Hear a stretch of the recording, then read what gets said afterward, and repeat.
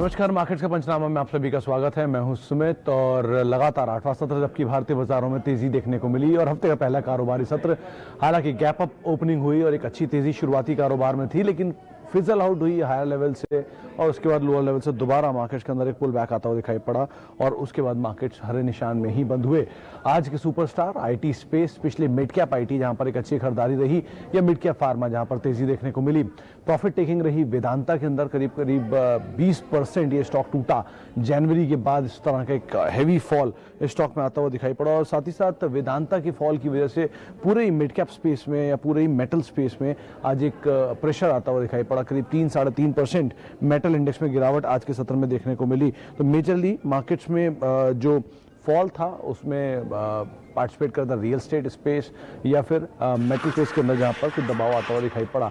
आज surprisingly ITC चलता हुआ दिखाई पड़ा, स्पेशली सीएलएसए की रिपोर्ट के बाद 220 रुपए के टारगेट जहां पर आए वहां पर खरीदारी देखने को मिली और साथ ही साथ आज एसबीआई में भी खरीदारी का दौर देखने को मिला। तो काफी समय से जो शेयर रुके हुए थे वो चलते हुए दिखाई पड़े। दो और आज के की हाईलाइट्स, उसमें एक था लिस्टिंग में मजगांव डॉक जो कि तेजी के साथ लिस्ट हुआ और हाई लेवल से प्रीमियम वाइप आउट होता हुआ दिखाई पड़ा और यूटीआई एएमसी जो कि लिस्ट तो ही डिस्काउंट पर हुआ और उसके बाद वहां पर भी कुछ हद तक प्रेशर आया। हाल की ही लिस्टिंग जैसे केमकॉन जैसे जो शेयर थे वहां पर भी जो फॉल है मार्केट में, जो गिरावट का सिलसिला है वो देखने को मिला।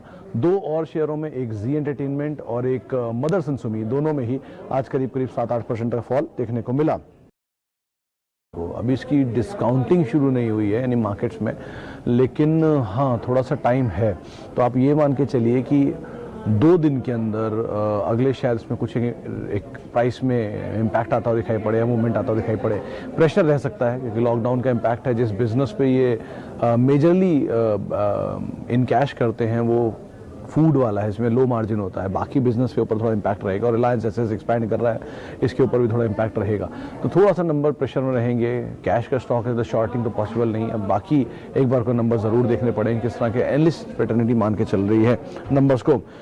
इसके अलावा एक सवाल आईआरसीटीसी में नितिन अरोड़ा साहब पूछ रहे हैं। अरोड़ा साहब 1395 हायर लेवल साइड पे है, हायर बेल्ट पे ही आपने शेयर को खरीदा है और आपने जब खरीदा तब इसमें बहुत फैंसी भी थी इस चीज़ की कि ये शेयर चलेगा, पीएसयू का आउट परफॉर्मर है, मोनोपोलिस्टिक बिजनेस है, ब्रोकर के अपग्रेड्स आ रहे थे, सब कुछ अपनी जगह सही है, आज भी इसमें कोई प्रॉब्लम नहीं है। लेकिन ऑब्वियसली बात है रेवेन्यूज नहीं है, तो जैसे रेवेन्यू नहीं है मार्केट उसको पार्टिसिपेट करेगा। दूसरी तरफ अगर रेवेन्यू शुरू भी हो जाए और शेयर पार्टिसिपेट करेगा भी तो ऊपर की तरफ हमेशा स्टेक सेल का ओवरहैंग रहेगा। तो इन दोनों चीज़ों के मद्देनजर ही आप अपनी पोजीशंस को देखिए। लोअर लेवल पे लिया हुआ है तो आप लेकर निकल सकते हैं, हायर लेवल पे लिया है तो वेट करिए और आपको भाव मिले ऊपर का तो आप निकल सकते हैं। लेकिन बहुत ज़्यादा तेज़ी या बहुत ज़्यादा बड़े रेवेन्यूज एटलीस्ट आप मत मान के चलिए स्टॉक में। इसके अलावा एक सवाल ले लेते हैं। LNT 900 रुपये के दाम पे खरीदारी है मेहुल माथुर साहब की। माथुर साहब, सब कुछ डिपेंड करता है आपके टाइम फ्रेम पे। रिसेंटली की रिपोर्ट आई थी 985 के टारगेट दे रहे थे, शायद मैक्वेरी की रिपोर्ट थी, लेकिन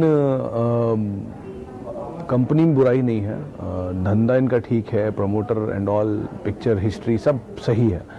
थोड़ा समय खराब है, टाइम ज़्यादा ले सकता है और लंबी अवधि के बाद इसमें कुछ प्रॉफिट बन सकते हैं। सब्सिडरीज इतना स्ट्रॉन्ग परफॉर्म कर रही हैं, नंबर्स ठीक आ रहे हैं, तो जाहिर सी बात है कंसोलिडेटेड कंपनी में भी नंबर अच्छे ही आने चाहिए। तो आप एटलीस्ट होल्ड कर सकते हैं यहाँ पर और लोअर लेवल पे इसमें ऐड कर सकते हैं। लोअर यानी रीजनेबली लोअर लेवल, ऐसा नहीं कि 5-10 रुपये टूटा और आपने फिर से खरीदारी कर ली। रीजनेबली लोअर लेवल मिले तो आप वहाँ पर भी इसमें एंटर कर सकते हैं। अच्छा जी, आगे बढ़ते हैं। एयरटेल पे हर रोज की तरह फिर से सवाल है मंदर साहब का। एयरटेल में क्या किया जाए? अब पता नहीं मंदार साहब आपने खरीद रखा है, खरीदना चाहते हैं, ये कहना मुश्किल है, लेकिन हाँ अगर आपने ले रखा है तो आपको पेशेंस देना पड़ेगा। ब्रोकर्स तो 700-750 तक के टारगेट्स भी दे रहे हैं लेकिन टाइम मांग रहे हैं, तो थोड़ा समय दीजिए। नंबर्स ठीक ठाक रहेंगे अगर तो ज़रूर पार्टिसिपेट करेगा और क्लोजर टू डेट ज़्यादा पता चलेगा किस तरह से शेयर रिएक्ट करेगा नंबर्स के अकॉर्डिंग, लेकिन अदरवाइज आप बने रह सकते हैं, कंपनी में बुराई नहीं है। साथ ही साथ एक सवाल और ले लेते हैं। ग्रेन्यूल्स पे उदय पटेल साहब पूछ रहे हैं क्या किया जाए। देखिए ग्रेन्यूल्स आज का स्टार परफॉर्मर था, 3-3.5% चला भी स्टॉक। बीटीएसटी की राय भी ज़्यादातर लोग इसमें आज दे भी रहे थे। नंबर्स अच्छे आने का अनुमान है। मार्केट में 130 करोड़ के आसपास प्रॉफिटेबिलिटी की खबर है जो कि ब्रोकर्स एस्टिमेट कर रहे हैं और बज ऑन द स्ट्रीट है कि शायद 160 करोड़ भी आता हुआ दिखाई पड़े। तो अगर ऐसे नंबर रहते हैं तो शायद शेयर चले, लेकिन अब नंबर से पहले कितना चलता है उस पर डिपेंड करता है। तो नंबर्स ठीक हैं, अच्छे नंबर्स बोल रहे हैं, सीक्वेंशियली भी और वाई बेसिस पर भी आप बने रह सकते हैं, कोई दिक्कत नहीं है इसमें। राजेश बग्गा साहब पूछ रहे हैं कि नैम पे, निपॉन एसेट मैनेजमेंट पे क्या व्यू है। देखिए राजेश जी, जो धंधा ऑलरेडी एग्जिस्टिंग है, चाहे आप HDFC number 1, Nippon asset number 2 और अब UTI नंबर 3, ये 3 ऑर्डर में लार्जेस्ट टू स्मॉलेस्ट प्लेयर्स हैं। इनकी सिचुएशन आप क्लियर दिखी रही है और UTI की सब्सक्रिप्शन के आंकड़े और लिस्टिंग से आपको ये भी क्लियर होगा कि कितना बाजार को धंधा भी पसंद आ रहा है। निपॉन अच्छी कंपनी है, थोड़ा समय दीजिए तो भले ही चल सकता है, लेकिन नियर टर्म में अगर आप मीडियम टर्म शॉर्ट टर्म के हिसाब से सोच रहे हैं तो अभी आप एटलीस्ट मत उम्मीद रखिए बहुत कुछ। हाँ, लॉन्ग टर्म के हिसाब से आपने ठीक ठाक कंपनी खरीदी है, विदेशी प्रमोटर है और दूसरी सबसे बड़ी एसेट मैनेजमेंट कंपनी है, तो कोई दिक्कत नहीं है। किसी फाइंड ने मोमेंटम पकड़ेगी और एक ही बार में ही सब बराबर कर देगी तो आप एटलीस्ट होल्ड कर सकते हैं। अच्छा जी, आगे बढ़ते हैं। United Spirits and Glenmark short term. Nikhil ji गलत आदमी से पूछ रहे हैं, मैं शॉर्ट टर्म का व्यू नहीं दे पाऊंगा, लेकिन हाँ, यूनाइटेड स्पिरिट्स के लिए जो जानकारों से मेरी बात हुई थी उन्होंने कहा था 536 पार करने के बाद इसमें चाल आ सकती है। आज पहुंच भी गया, सेकंड हाफ में चला भी है, F&O में तो एटलीस्ट पार हुआ ही। एक बार ही क्लोजिंग देते कैश में 536 के ऊपर तो शायद थोड़ी तेजी आए। और रही बात ग्लेनमार्क की, तो निगेटिव न्यूज़ फ्लो था आज, तो उसका इम्पैक्ट ज़रूर देखने को मिला। लॉन्ग टर्म के लिए हाँ, यूनाइटेड स्पिरिट्स में कोई बुराई नहीं है, बहुत अच्छी, दुनिया की सबसे बड़ी लेकर कंपनी को आप होल्ड कर रहे हैं, उनकी सब्सिडरी को, इंडियन सब्सिडरी को, तो वैसे कोई दिक्कत नहीं है। और ग्लेनमार्क भी ठीक ठाक कंपनी है, बहुत बुरा नहीं है, लेकिन थोड़ा टाइम ज़्यादा लेगा। फार्मा में और अच्छे विकल्प भी हैं लॉन्ग टर्म के लिए, लेकिन यूनाइटेड स्पिरिट्स कोई प्रॉब्लम नहीं इस कंपनी में। आप ऐसे समझ लीजिए कि इंडिया में लिकर जो बिकती है उसका 75% प्रीमियम सेगमेंट को मार्केट शेयर ये ओन करते हैं, तो ऐसा ही इतनी बड़ी ये मारुति समझ लीजिए आप लिकर स्पेस की, तो आप उसी हिसाब से इसके बारे में सोचिए, उसी हिसाब से टाइम फ्रेम दीजिए। शॉर्ट टर्म में इसमें 5-10 रुपये लेने के चक्कर में आप मत पड़िए। अच्छा, आगे बढ़ते हैं जी। सन फार्मा पे नहीं, यस बैंक पे सवाल है 15 रुपये के दाम पे विजय वाघेला साहब का। वाघेला साहब हर रोज़ की तरह सेम ही सलाह है कि जब तक इसके नंबर सुधरेंगे नहीं तब तक आप लॉन्ग टर्म मत सोचिए। शॉर्ट टर्म के लिए ट्रेडिंग में ये शेयर डबल भी हो जाए तो कोई हैरत नहीं होगी, लेकिन फिर भी जब तक नंबर नहीं सुधरे आप पैसा मत डालिए। नंबर सुधरने दिए, 3-4 क्वार्टर ठीक ठाक नंबर आ जाए, उसके बाद आप इस पर ज़रूर दाम लगा सकते हैं। निफ्टी 11,000 आएगी क्या 29 तक? सर ये तो जवाब ऊपर वाले दे सकता है कि निफ्टी कहाँ जाएगा, 11,000 जाएगा कि नहीं। मोमेंटम तो स्ट्रांग है, 12,000 आज हिट भी हो गया। अब दिवाली तक नंबर्स पे डिपेंड करता है, बहुत ख़राब नंबर्स अगर आने लग गए तो शायद रिवर्सल भी आए, लेकिन और लिक्विडिटी ड्रिवन रैली है तो अमेरिकी इलेक्शन, डिबेट्स एंड ऑल 50 चीज़ें उसमें, तो ये एक बार में कहना बड़ा मुश्किल है। लेकिन हाँ, अब 11,000 के आंकड़ों को मत देखिए आप, जैसे जैसे आपको मोमेंटम मिल रहा है उसके अकॉर्डिंग आप प्ले करते रहिए, ज़्यादा बेटर है।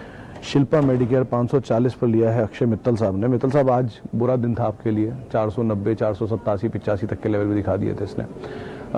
निगेटिव न्यूज़ फ्लो, इनका इकलौता फॉर्मुलेशन प्लांट है जिसके ऊपर USFDA की जांच बैठी है, तो शायद उसका इम्पैक्ट रहे, नियर टर्म प्रेशर भी रहे, थोड़ा कंसोलिडेट करेगा यहाँ पर या थोड़ा और नीचे, और उसके बाद घूम भी सकता है, लेकिन थोड़ा टाइम ज़्यादा लेगा। अब जो अब तक कैश का शेयर है तो सेकेंड हाफ में तो घूमना ही था। अब डिलीवरी छूटी है कि नहीं वो डिपेंड करता है आज के नंबर्स के अंदर, लेकिन सो फार फॉर्मुलेशन प्लांट की खबर की वजह से स्टॉक में गिरावट देखने को मिली। आगे की सिचुएशन कैसे आती है वो ज़रूर देखना होगा। मतलब जो भी लोगों ने हाल में फार्मा रैली देखी है और उसको एंजॉय किया है, उनको भी ये पता नहीं है कि किस तरह से प्लांट इंस्पेक्शन का इम्पैक्ट आता है।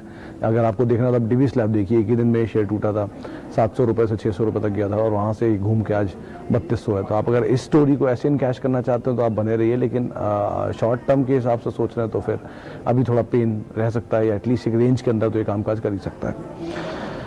अच्छा, मदरसन के 100 शेयर गए लेने सही होगा फॉर गुड प्रॉफिट? जैन साहब, मदरसन कुछ ब्रोकर्स मानते हैं कि बेटर है। आज ही एक रिपोर्ट आई थी, उसमें 120 के टारगेट थे मदरसन, CLSA की रिपोर्ट थी शायद।